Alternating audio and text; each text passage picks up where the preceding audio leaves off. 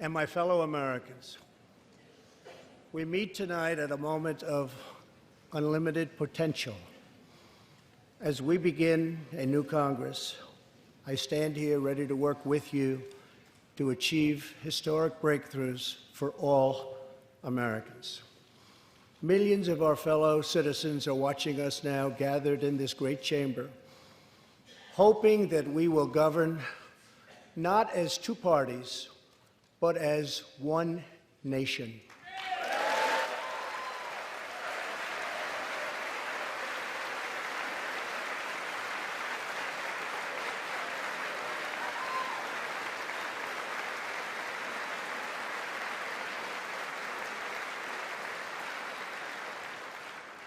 The agenda I will lay out this evening is not a Republican agenda or a Democrat agenda. It's the agenda of the American people. Many of us have campaigned on the same core promises: to defend American jobs and demand fair trade for American workers, to rebuild and revitalize our nation's infrastructure, to reduce the price of health care and prescription drugs, to create an immigration system that is safe, lawful, modern, and secure, and to pursue a foreign policy that puts America's interest first. There is a new opportunity in American politics if only we have the courage together to seize it.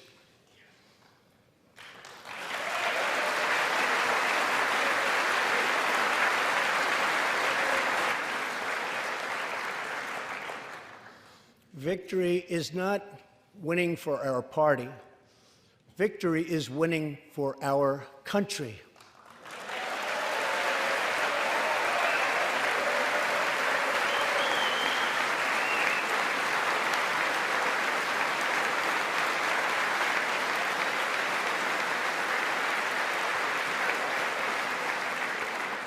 This year, America will recognize two important anniversaries that show us the majesty of America's mission and the power of American pride. In June, we mark 75 years since the start of what General Dwight D. Eisenhower called the Great Crusade, the Allied liberation of Europe in World War II.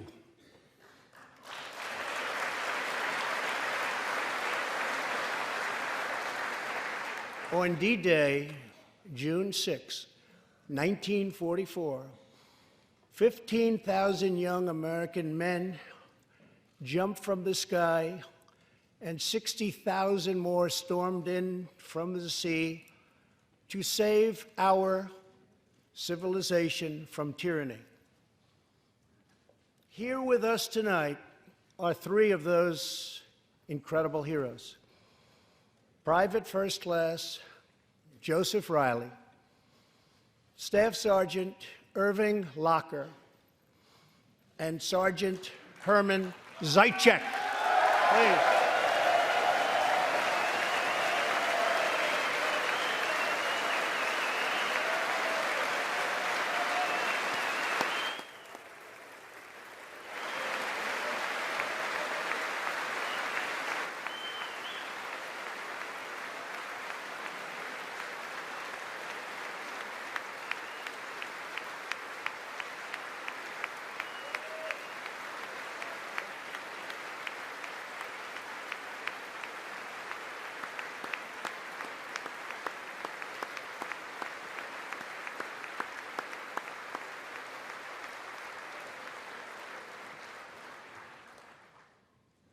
Gentlemen, we salute you.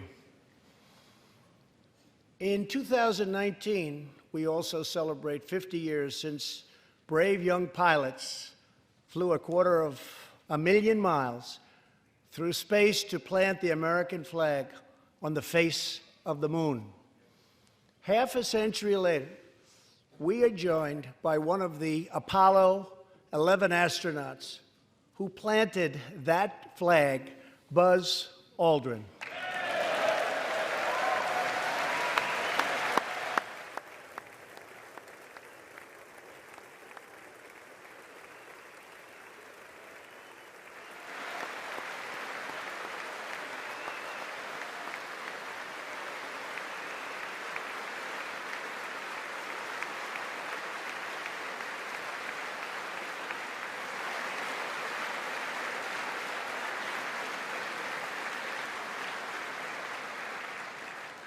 Thank you, Buzz.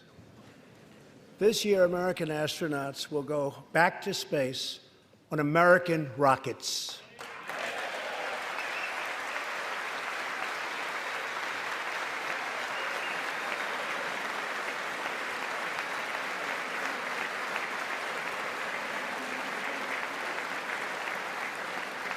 In the 20th century, America saved freedom, transformed science, redefined the middle class, and when you get down to it, there's nothing anywhere in the world that can compete with America.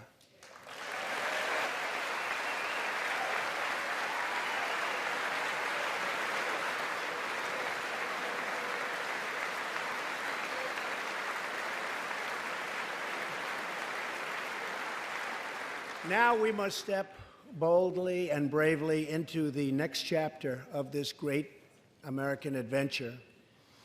And we must create a new standard of living for the 21st century. An amazing quality of life for all of our citizens is within reach. We can make our communities safer, our families stronger, our culture richer, our faith deeper, and our middle class bigger and more prosperous than ever before.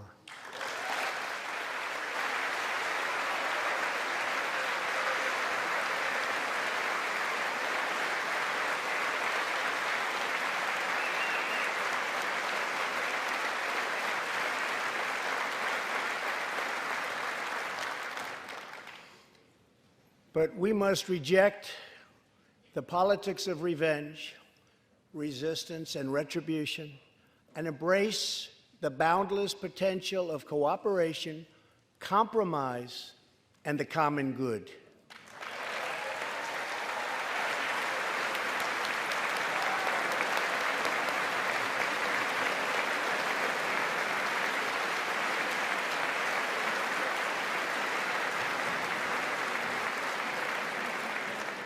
Together, we can break decades of political stalemate. We can bridge old divisions, heal old wounds, build new coalitions, forge new solutions, and unlock the extraordinary promise of America's future.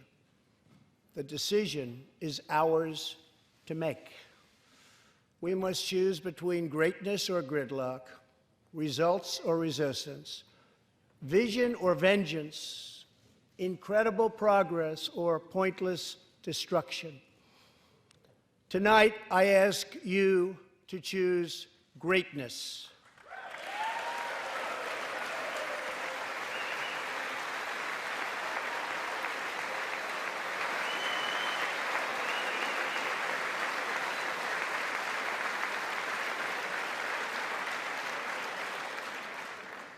Over the last 2 years, my administration has moved with urgency and historic speed to confront problems neglected by leaders of both parties over many decades. In just over 2 years since the election, we have launched an unprecedented economic boom, a boom that has rarely been seen before. There's been nothing like it. We have created 5.3 million new jobs, and importantly added 600,000 new manufacturing jobs, something which almost everyone said was impossible to do. But the fact is, we are just getting started.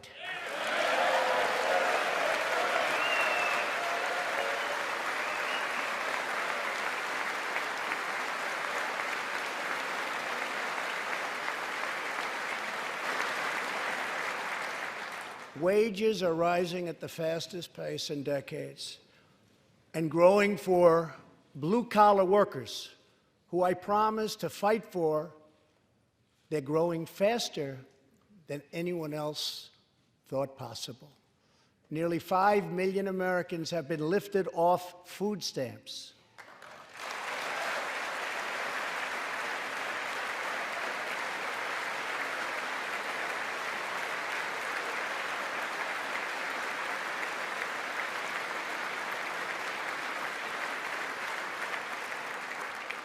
The U.S. economy is growing almost twice as fast today as when I took office. And we are considered far and away the hottest economy anywhere in the world, not even close.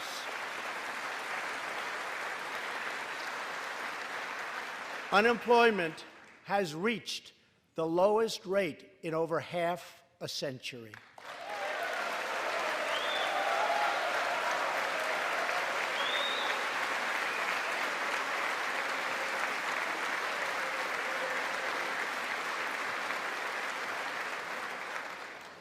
African American, Hispanic American, and Asian American unemployment have all reached their lowest levels ever recorded.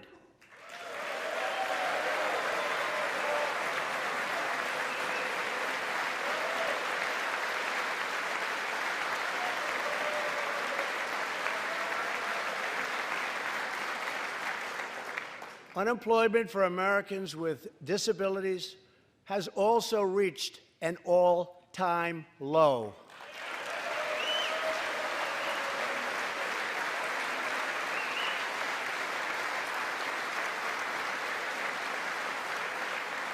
More people are working now than at any time in the history of our country. 157 million people at work.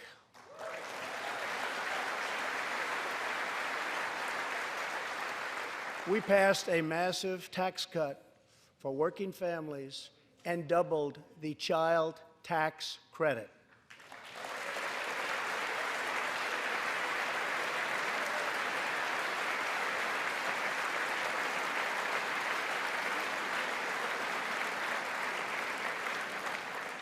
We virtually ended the estate tax, or death tax, as it is often called, on small businesses, for ranches, and also for family farms.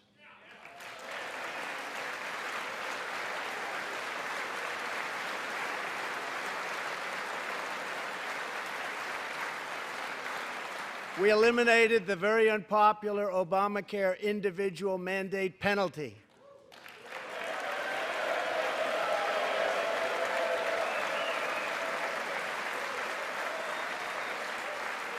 And to give critically ill patients access to life-saving cures, we passed, very importantly, right to try.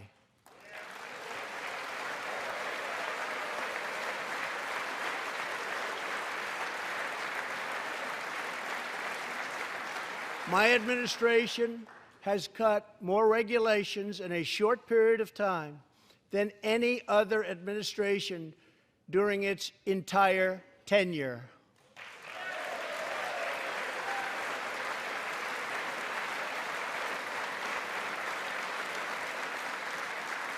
Companies are coming back to our country in large numbers, thanks to our historic reductions in taxes and regulations.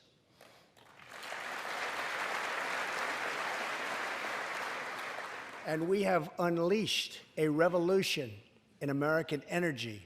The United States is now the #1 producer of oil and natural gas anywhere in the world.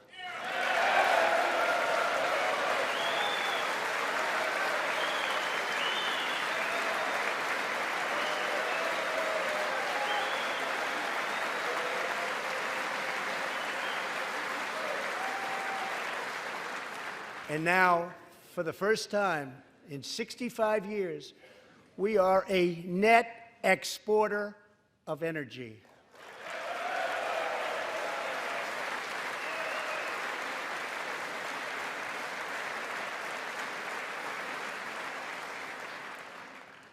After 24 months of rapid progress, our economy is the envy of the world. Our military is the most powerful on earth by far. And America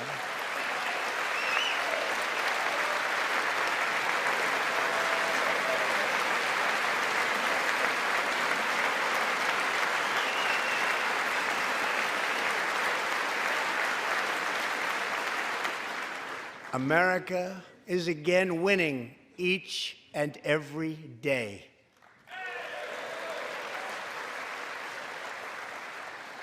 Members of Congress, the state of our union is strong.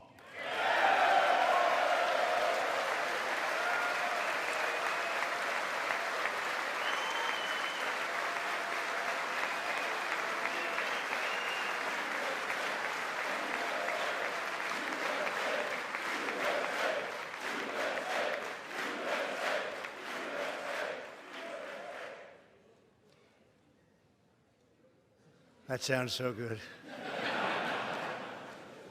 Our country is vibrant, and our economy is thriving like never before. On Friday, it was announced that we added another 304,000 jobs last month alone, almost double the number expected.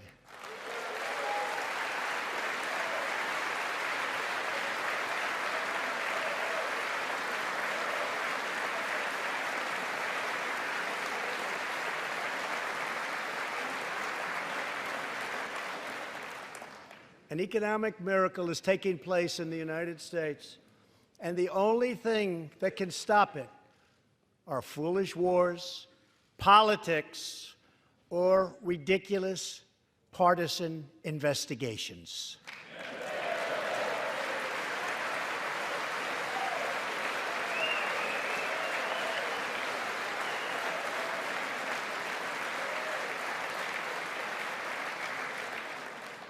If there is going to be peace and legislation, there cannot be war and investigation.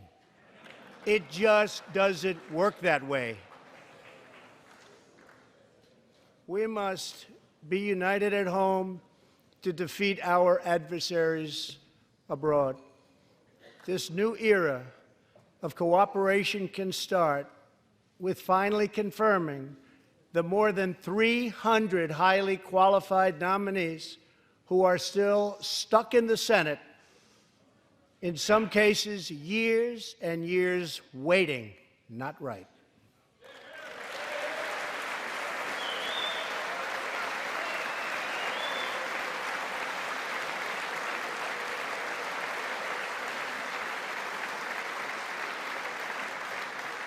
The Senate has failed to act on these nominations, which is unfair to the nominees and very unfair to our country. Now is the time for bipartisan action. Believe it or not, we have already proven that that's possible. In the last Congress, both parties came together to pass unprecedented legislation to confront the opioid crisis, a sweeping new farm bill, historic VA reforms, and after 4 decades of rejection, we passed VA accountability so that we can finally terminate those who mistreat our wonderful veterans.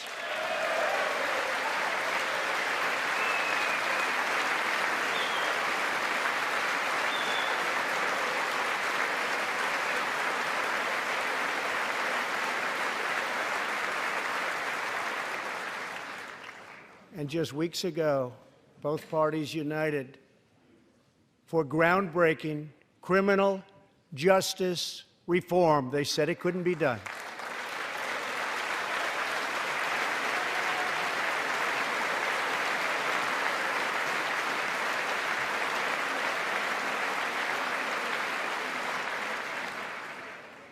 Last year, I heard through friends the story of Alice Johnson. I was deeply moved. In 1997, Alice was sentenced to life in prison as a first-time nonviolent drug offender. Over the next 22 years, she became a prison minister, inspiring others to choose a better path. She had a big impact on that prison population and far beyond. Alice's story underscores the disparities and unfairness that can exist in criminal sentencing and the need to remedy this total injustice. She served almost that 22 years and had expected to be in prison for the remainder of her life.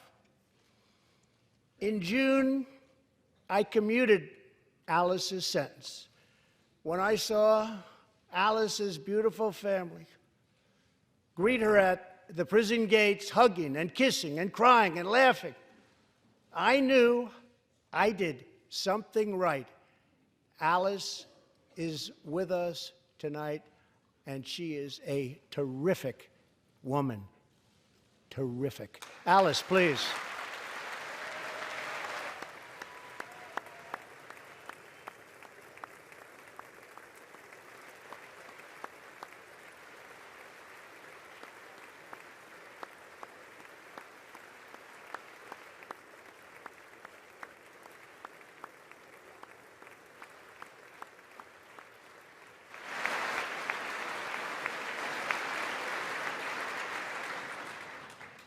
Alice, thank you for reminding us that we always have the power to shape our own destiny. Thank you very much, Alice. Thank you very much.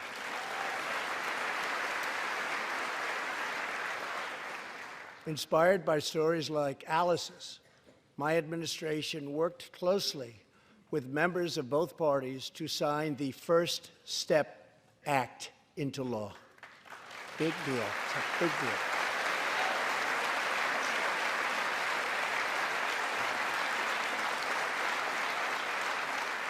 This legislation reformed sentencing laws that have wrongly and disproportionately harmed the African American community. The First Step Act gives nonviolent offenders the chance to re-enter society as productive, law-abiding citizens. Now, states across the country are following our lead. America is a nation that believes in redemption. We are also joined tonight by Matthew Charles from Tennessee.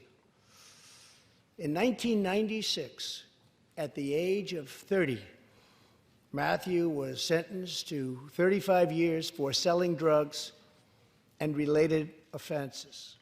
Over the next 2 decades, he completed more than 30 Bible studies, became a law clerk, and mentored many of his fellow inmates. Now Matthew is the very first person to be released from prison under the First Step Act.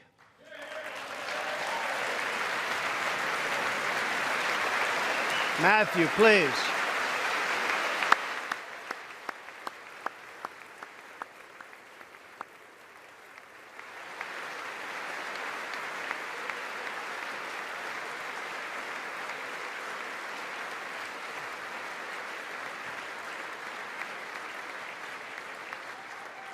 Thank you, Matthew. Welcome home.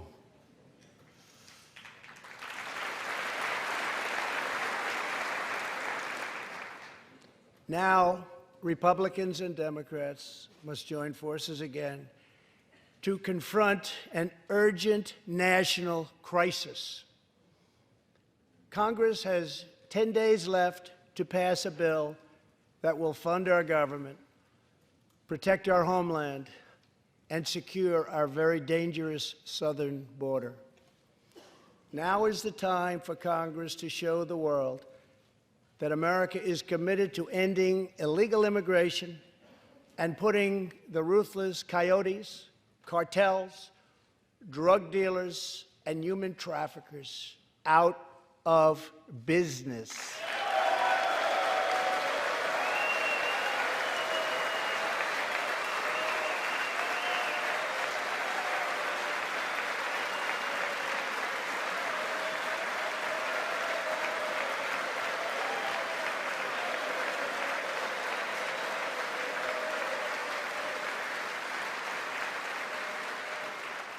As we speak, large, organized caravans are on the march to the United States. We have just heard that Mexican cities, in order to remove the illegal immigrants from their communities, are getting trucks and buses to bring them up to our country in areas where there is little border protection. I have ordered another 3,750 troops to our southern border to prepare for this tremendous onslaught. This is a moral issue. The lawless state of our southern border is a threat to the safety, security, and financial well-being of all America. We have a moral duty to create an immigration system that protects the lives and jobs of our citizens. This includes our obligation to the millions of immigrants living here today who followed the rules and respected our laws. Legal immigrants enrich our nation and strengthen our society in countless ways.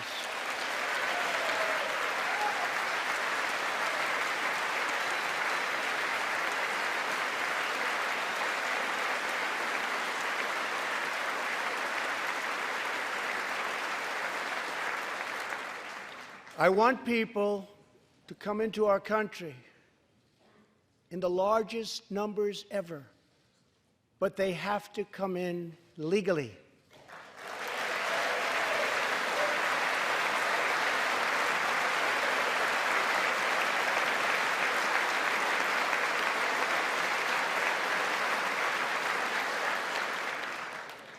Tonight, I am asking you to defend our very dangerous southern border out of love and devotion to our fellow citizens and to our country.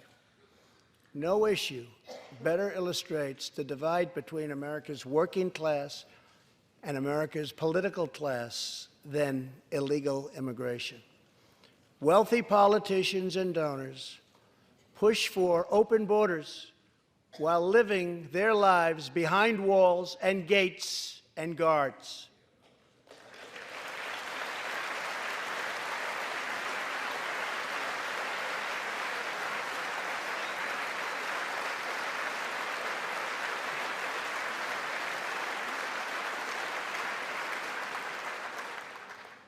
Meanwhile, working-class Americans are left to pay the price for mass illegal immigration. Reduced jobs, lower wages, overburdened schools, hospitals that are so crowded you can't get in, increased crime, and a depleted social safety net. Tolerance for illegal immigration is not compassionate. It is actually very cruel.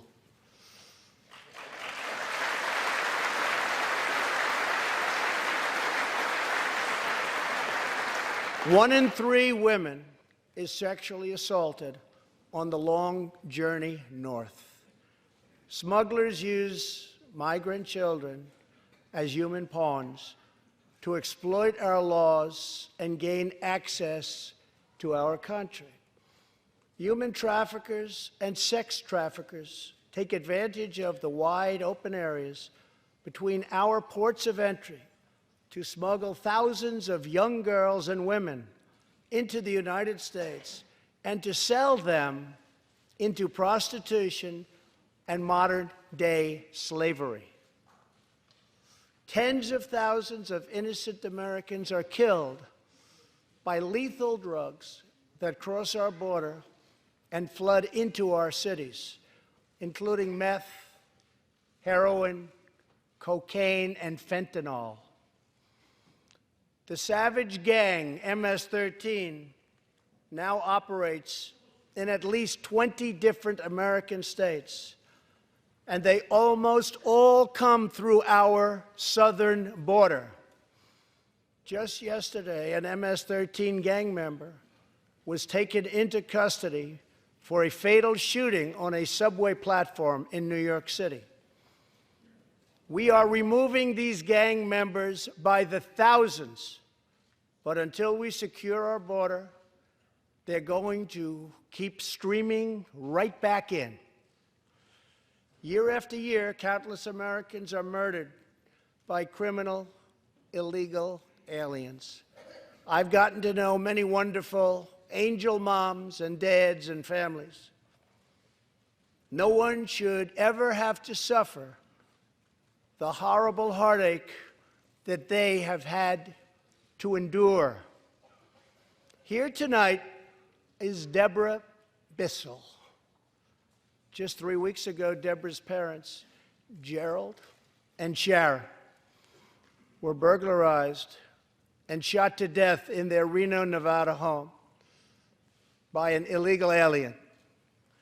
They were in their 80s and are survived by 4 children, 11 grandchildren, and 20 great-grandchildren. Also here tonight are Gerald and Sharon's granddaughter, Heather, and great-granddaughter, Madison. To Deborah, Heather, Madison, please stand. Few can understand your pain. Thank you, and thank you for being here. Thank you very much.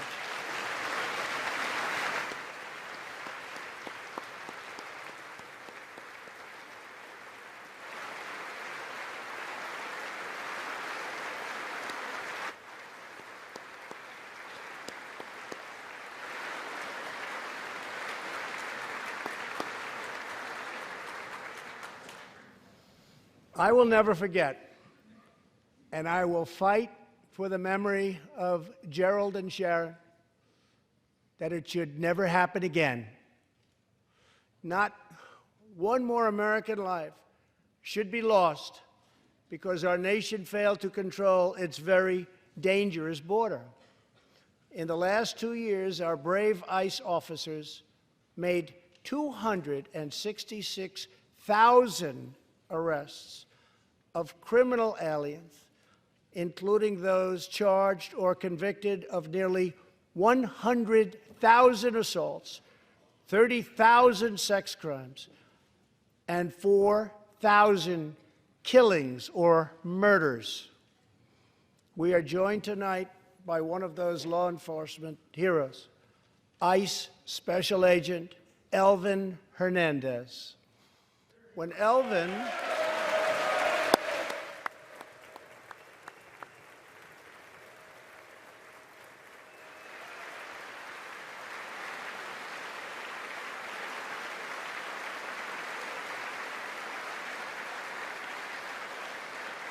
Thank you. When Elvin was a boy, he and his family legally immigrated to the United States from the Dominican Republic. At the age of 8, Elvin told his dad he wanted to become a special agent.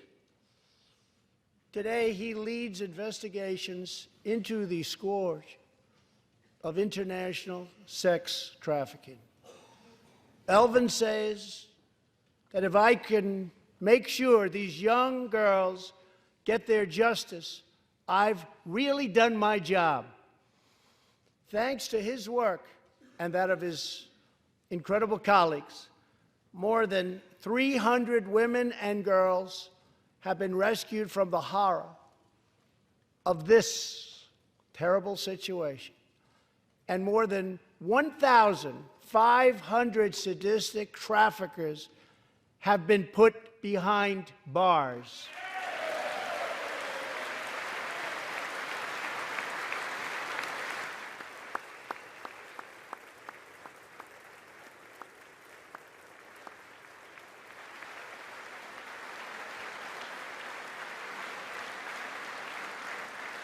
Thank you, Elvin. We will always support the brave men and women of law enforcement, and I pledge to you tonight that I will never abolish our heroes from ICE. Thank you.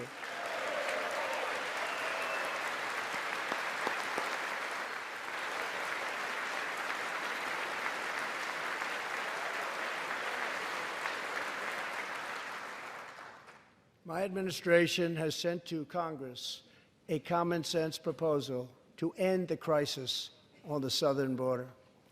It includes humanitarian assistance, more law enforcement, drug detection at our ports, closing loopholes that enable child smuggling, and plans for a new physical barrier or wall to secure the vast areas between our ports of entry.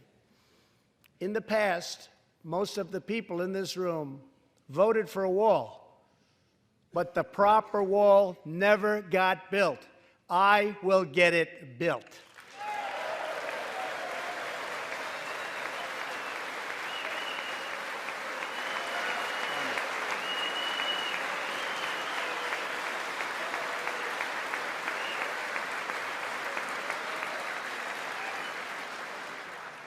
This is a smart, strategic, see-through steel barrier, not just a simple concrete wall.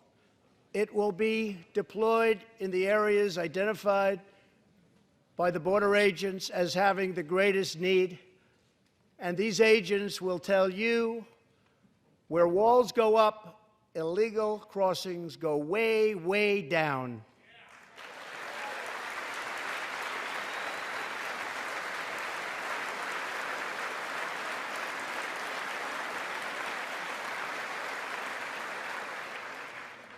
San Diego used to have the most illegal border crossings in our country.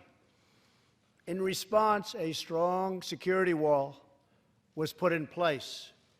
This powerful barrier almost completely ended illegal crossings.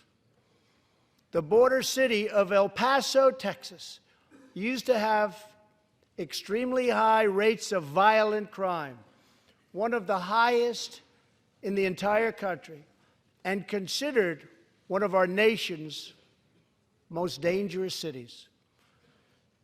Now, immediately upon its building, with a powerful barrier in place, El Paso is one of the safest cities in our country. Simply put, walls work and walls save lives.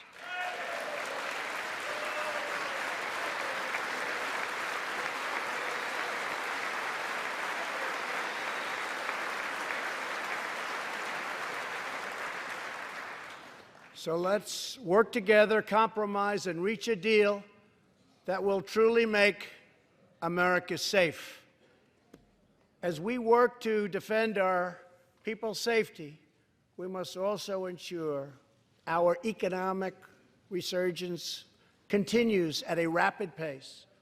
No one has benefited more from our thriving economy than women, who have filled 58% of the newly created jobs last year.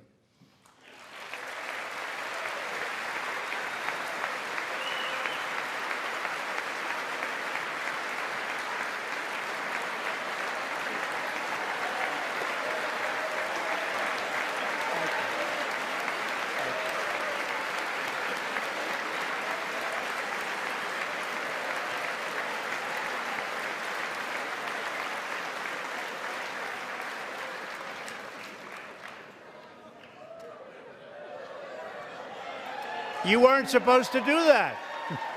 Thank you very much. Thank you very much. All Americans can be proud that we have more women in the workforce than ever before.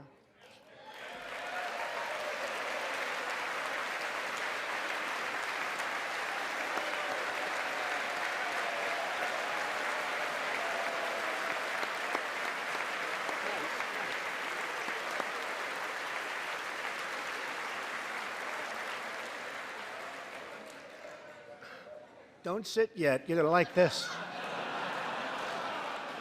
And exactly 1 century after Congress passed the constitutional amendment giving women the right to vote, we also have more women serving in Congress than at any time before.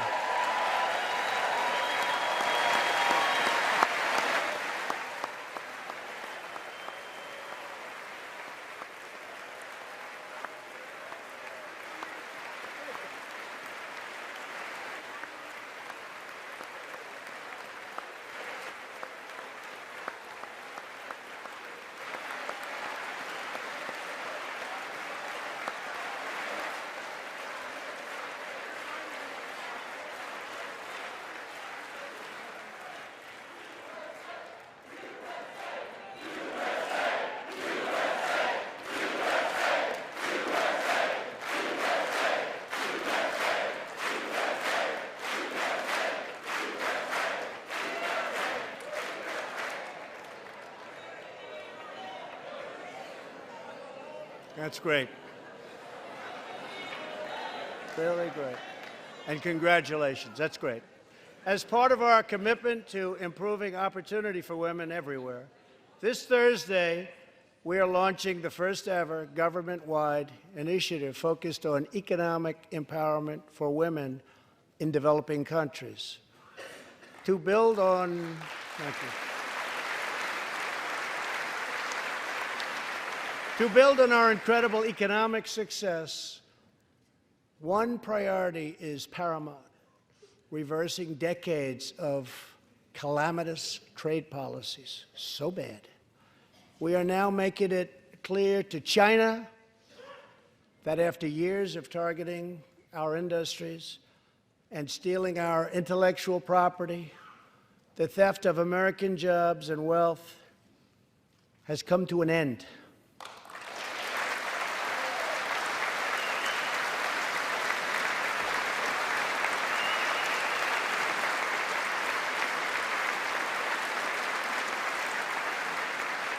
Therefore, we recently imposed tariffs on $250 billion of Chinese goods, and now our Treasury is receiving billions and billions of dollars. But I don't blame China for taking advantage of us. I blame our leaders and representatives for allowing this travesty to happen. I have great respect for President Xi, and we are now working on a new trade deal with China. But it must include real structural change to end unfair trade practices, reduce our chronic trade deficit, and protect American jobs.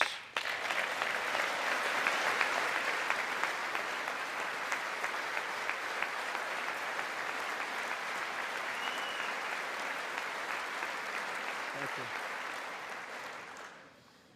Another historic trade blunder was the catastrophe known as NAFTA. I have met the men and women of Michigan, Ohio, Pennsylvania, Indiana, New Hampshire, and many other states whose dreams were shattered by the signing of NAFTA. For years, politicians promised them they would renegotiate for a better deal, but no one ever tried until now. Our new U.S.-Mexico-Canada agreement, the USMCA, will replace NAFTA and deliver for American workers like they haven't had delivered to for a long time. I hope you can pass the USMCA into law so that we can bring back our manufacturing jobs in even greater numbers, expand American agriculture, protect intellectual property, and ensure that more cars are proudly stamped with our 4 beautiful words, made in the USA.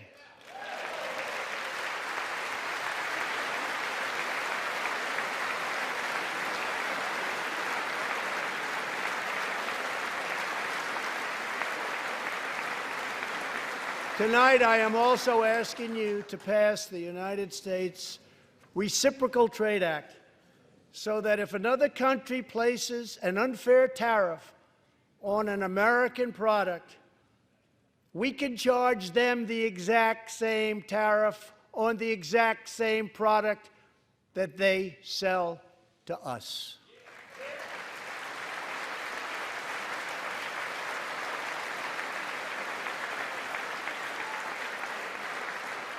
Both parties should be able to unite for a great rebuilding of America's crumbling infrastructure.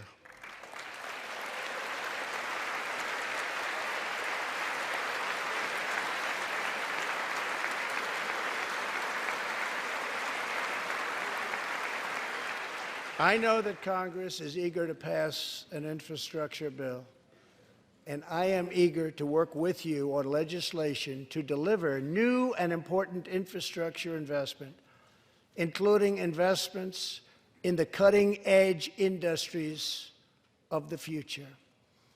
This is not an option. This is a necessity. The next major priority for me and for all of us should be to lower the cost of health care and prescription drugs and to protect patients with pre-existing conditions.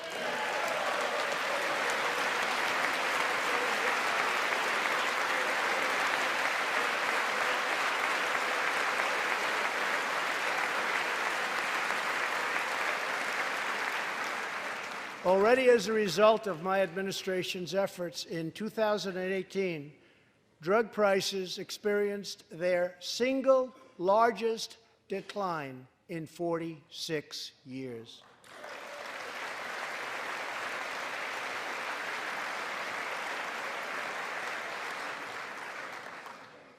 But we must do more.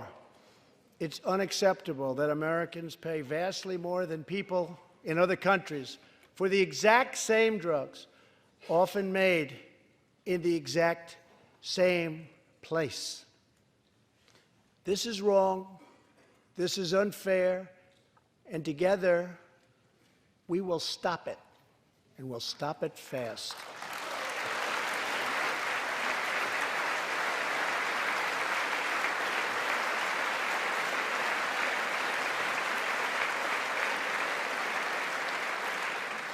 I am asking Congress to pass legislation that finally takes on the problem of global freeloading and delivers fairness and price transparency for American patients, finally.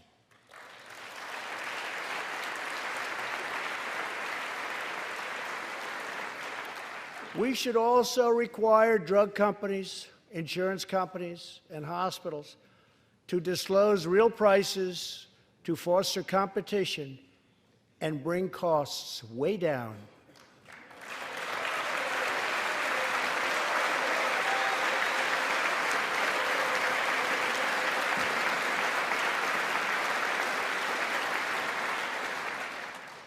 No force in history has done more to advance the human condition than American freedom. In recent years,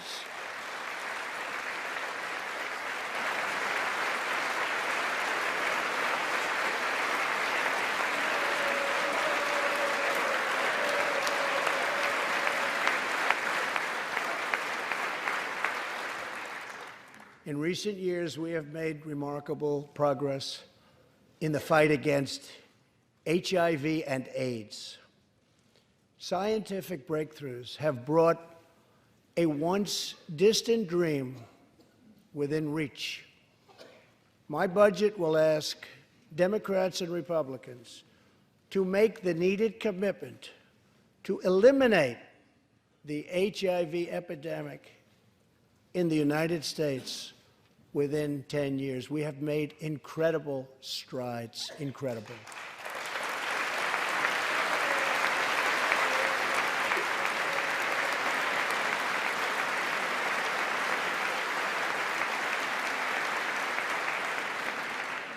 Together, we will defeat AIDS in America and beyond.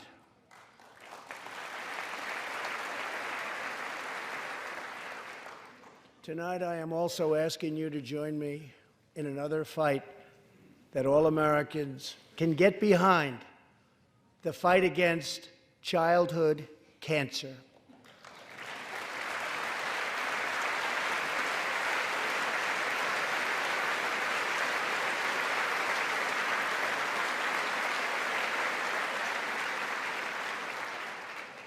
Joining Melania in the gallery this evening is a very brave 10-year-old girl, Grace Eline.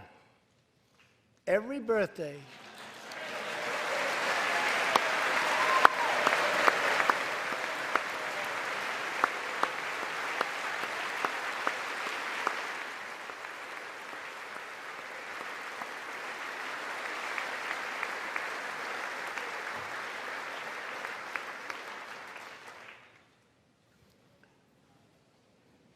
hi, Grace. Every birthday since she was 4, Grace asked her friends to donate to St. Jude's Children's Hospital.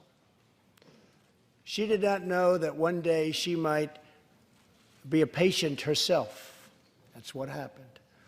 Last year, Grace was diagnosed with brain cancer. Immediately, she began radiation treatment. At the same time, she rallied her community and raised more than $40,000 for the fight against cancer.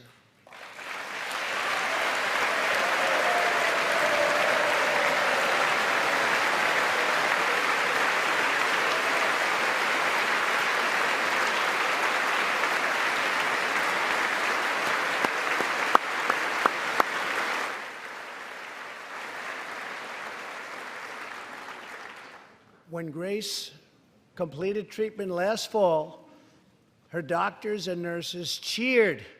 They loved her. They still love her. With tears in their eyes, as she hung up a poster that read, "Last day of chemo."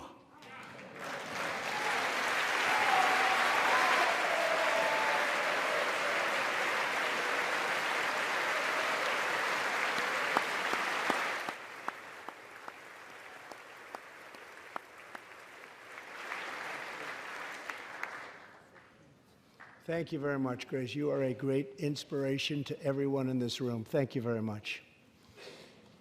Many childhood cancers have not seen new therapies in decades. My budget will ask Congress for $500 million over the next 10 years to fund this critical life-saving research. To help support working parents, the time has come to pass school choice for Americans' children.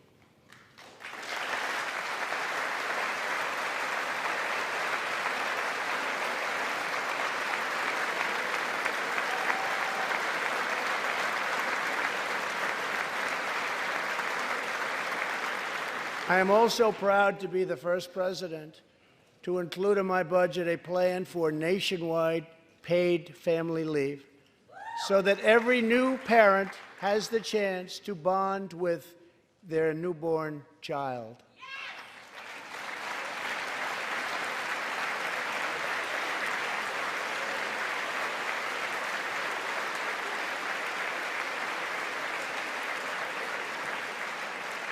There could be no greater contrast to the beautiful image of a mother holding her infant child than the chilling displays our nation saw in recent days. Lawmakers in New York cheered with delight upon the passage of legislation that would allow a baby to be ripped from the mother's womb moments from birth. These are living, feeling, beautiful babies who will never get the chance to share their love and their dreams with the world. And then we had the case of the governor of Virginia, where he stated he would execute a baby after birth. To defend the dignity of every person, I am asking Congress to pass legislation to prohibit the late-term abortion of children who can feel pain in the mother's womb.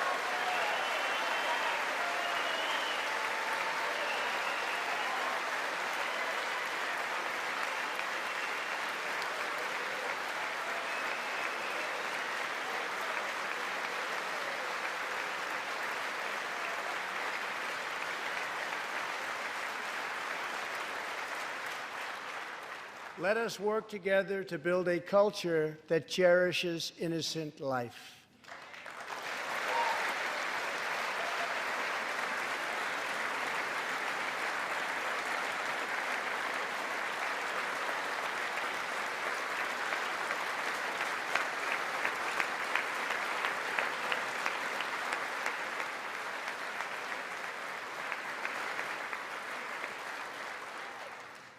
And let us reaffirm a fundamental truth. All children, born and unborn, are made in the holy image of God. The final part of my agenda is to protect American security. Over the last 2 years, we have begun to fully rebuild the United States military with $700 billion last year and $716 billion this year. We are also getting other nations to pay their fair share. Finally.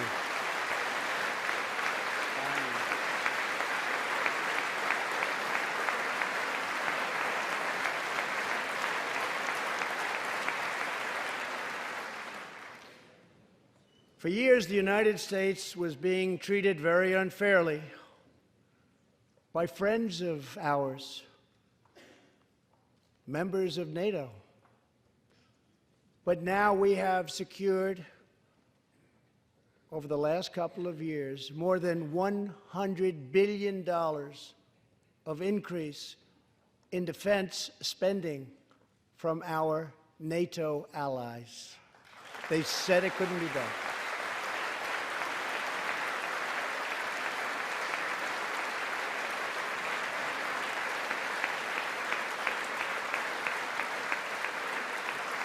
As part of our military buildup, the United States is developing a state-of-the-art missile defense system. Under my administration, we will never apologize for advancing America's interests. For example, decades ago, the United States entered into a treaty with Russia in which we agreed to limit and reduce our missile capability. While we followed the agreement and the rules to the letter, Russia repeatedly violated its terms. It's been going on for many years. That is why I announced that the United States is officially withdrawing from the Intermediate Range Nuclear Forces Treaty, or INF Treaty. Perhaps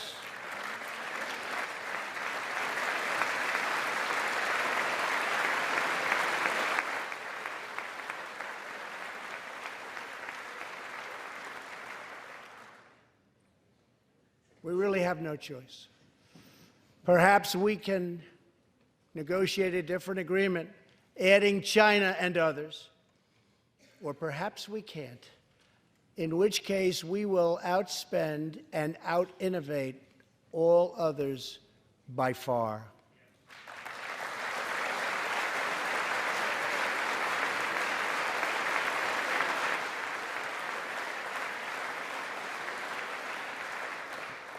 As part of a bold new diplomacy, we continue our historic push for peace on the Korean Peninsula. Our hostages have come home. Nuclear testing has stopped, and there has not been a missile launch in more than 15 months. If I had not been elected President of the United States, we would right now, in my opinion, be in a major war with North Korea.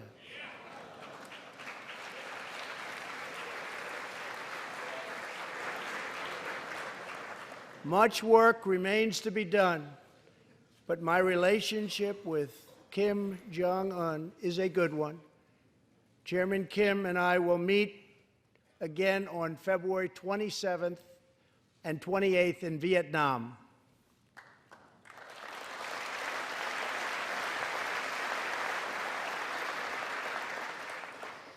Two weeks ago, the United States officially recognized the legitimate government of Venezuela and its new president, Juan Guaido.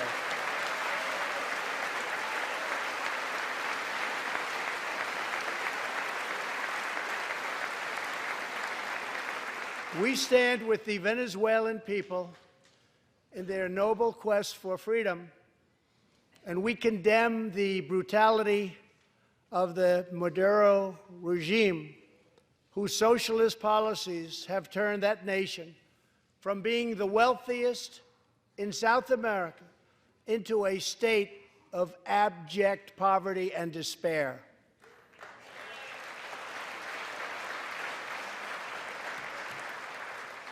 Here in the United States, We are alarmed by the new calls to adopt socialism in our country. America was founded on liberty and independence, and not government coercion, domination, and control. We are born free, and we will stay free.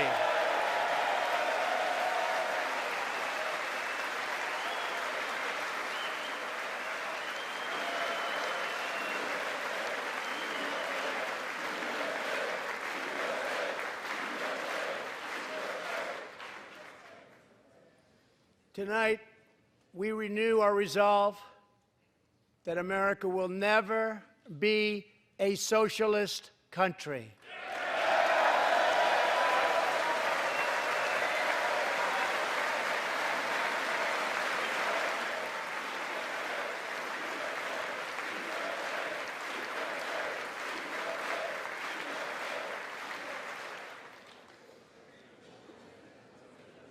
One of the most complex set of challenges we face, and have for many years, is in the Middle East. Our approach is based on principled realism, not discredited theories that have failed for decades to yield progress. For this reason, my administration recognized the true capital of Israel and proudly opened the American embassy in Jerusalem.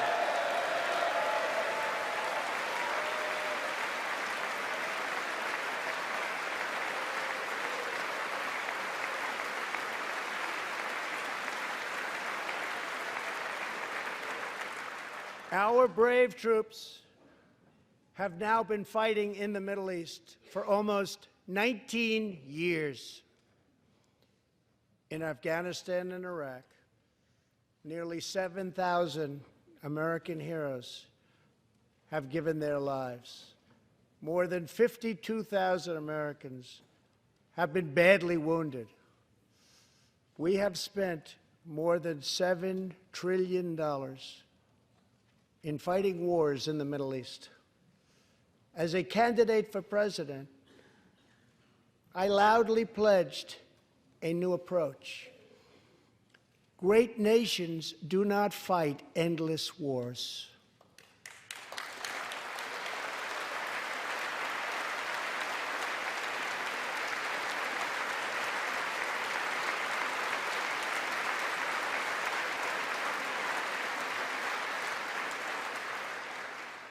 When I took office, ISIS controlled more than 20,000 square miles in Iraq and Syria just 2 years ago. Today, we have liberated virtually all of the territory from the grip of these bloodthirsty monsters. Now, as we work with our allies to destroy the remnants of ISIS, it is time to give our brave warriors in Syria a warm welcome home.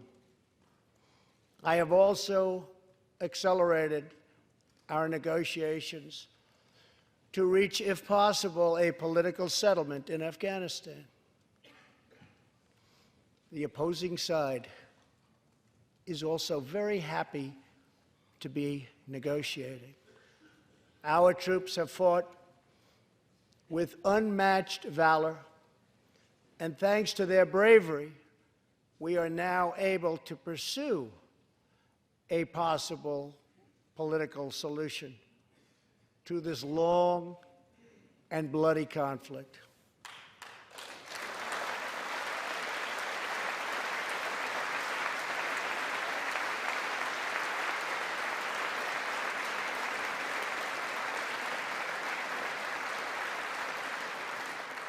In Afghanistan, my administration is holding constructive talks with a number of Afghan groups, including the Taliban.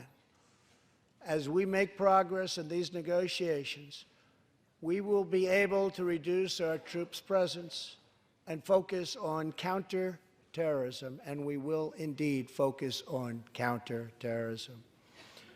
We do not know whether we'll achieve an agreement, but we do know that after 2 decades of war, the hour has come to at least try for peace, and the other side would like to do the same thing. It's time.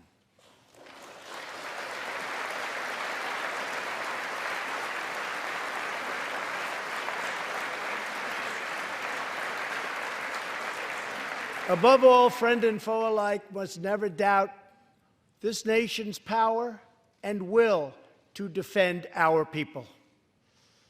18 years ago, violent terrorists attacked the USS Cole, and last month, American forces killed one of the leaders of that attack.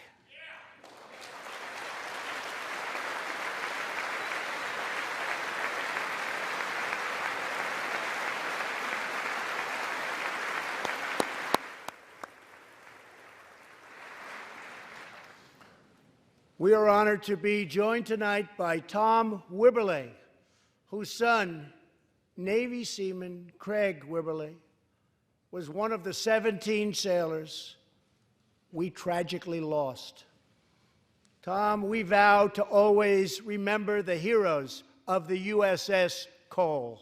Thank you, Tom.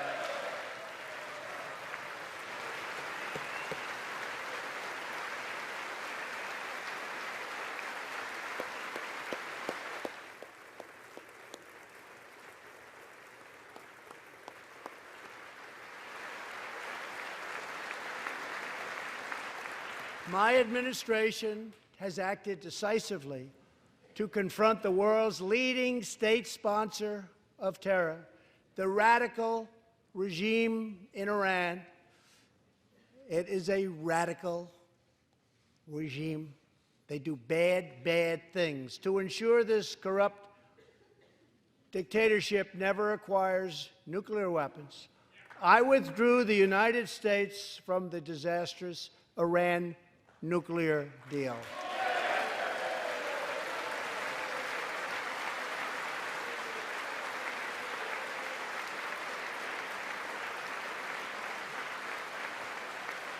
And last fall, we put in place the toughest sanctions ever imposed by us on a country. We will not avert our eyes from a regime that chants death to America and threatens genocide against the Jewish people.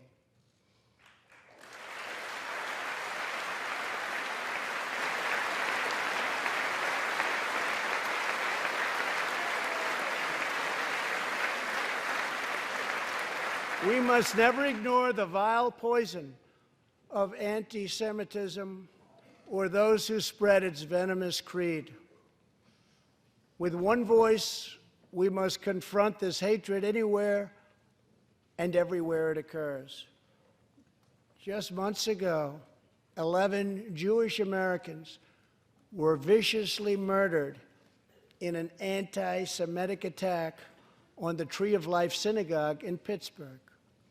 SWAT officer Timothy Matson raced into the gunfire and was shot 7 times chasing down the killer, and he was very successful. Timothy has just had his 12th surgery, and he's going in for many more. But he made the trip to be here with us tonight. Officer Matson, please.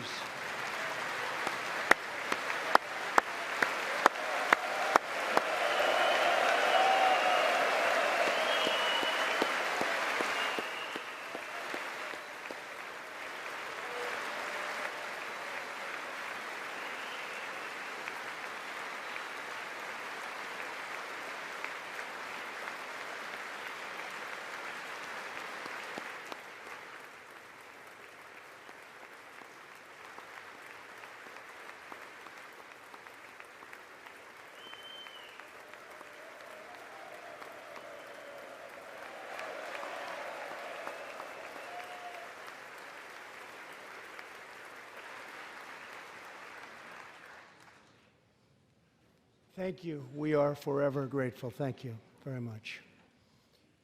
Tonight, we are also joined by Pittsburgh survivor, Judah Samet.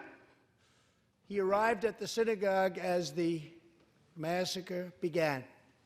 But not only did Judah narrowly escape death last fall, more than 7 decades ago, he narrowly survived the Nazi concentration camps.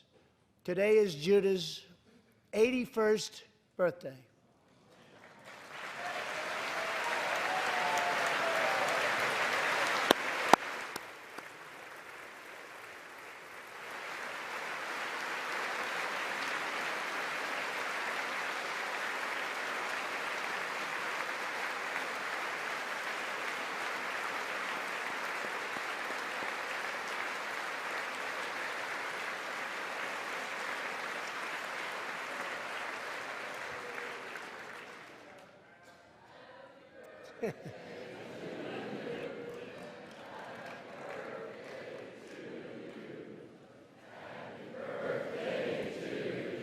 Great.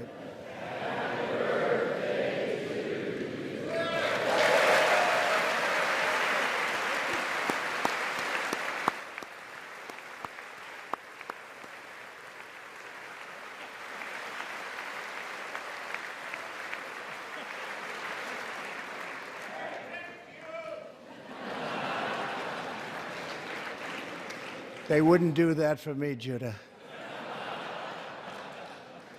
Judah says he can still remember the exact moment nearly 75 years ago, after 10 months in a concentration camp, when he and his family were put on a train and told they were going to another camp.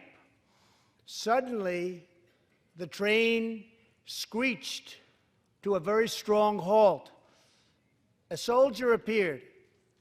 Judah's family braced for the absolute worst. Then his father cried out with joy, "It's the Americans! It's the Americans!"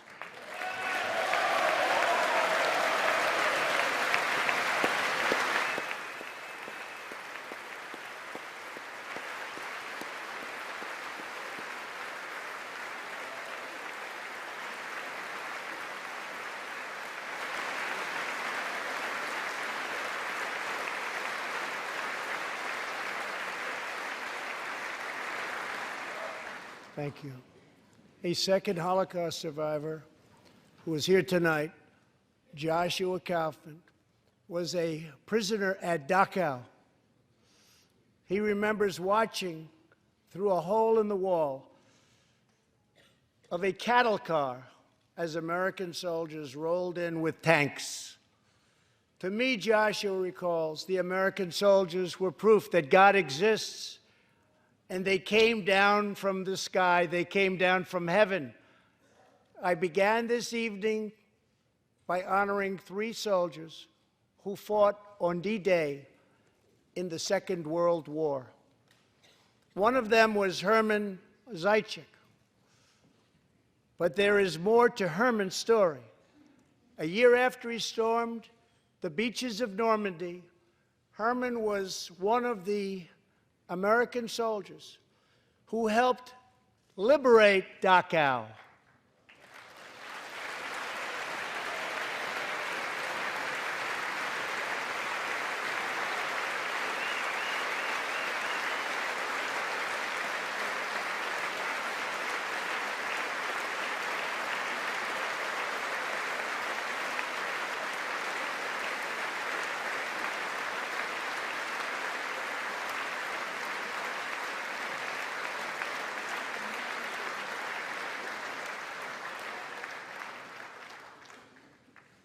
He was one of the Americans who helped rescue Joshua from that hell on earth.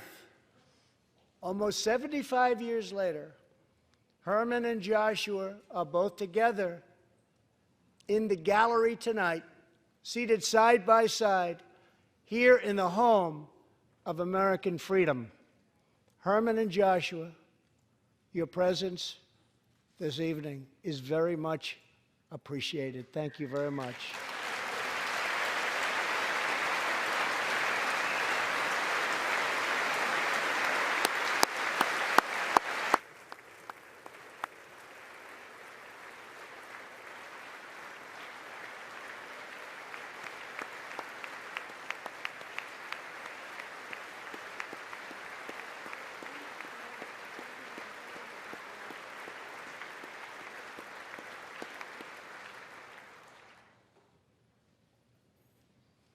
Thank you. When American soldiers set out beneath the dark skies over the English Channel in the early hours of D-Day 1944, they were just young men of 18 and 19 hurtling on fragile landing craft toward the most momentous battle in the history of war. They did not know if they would survive the hour. They did not know if they would grow old. But they knew that America had to prevail. Their cause was this nation and generations yet unborn. Why did they do it? They did it for America. They did it for us. Everything that has come since our triumph over communism, our giant leaps of science and discovery, our unrivaled progress towards equality and justice, all of it is possible thanks to the blood and tears and courage and vision of the Americans who came before. Think of this Capitol.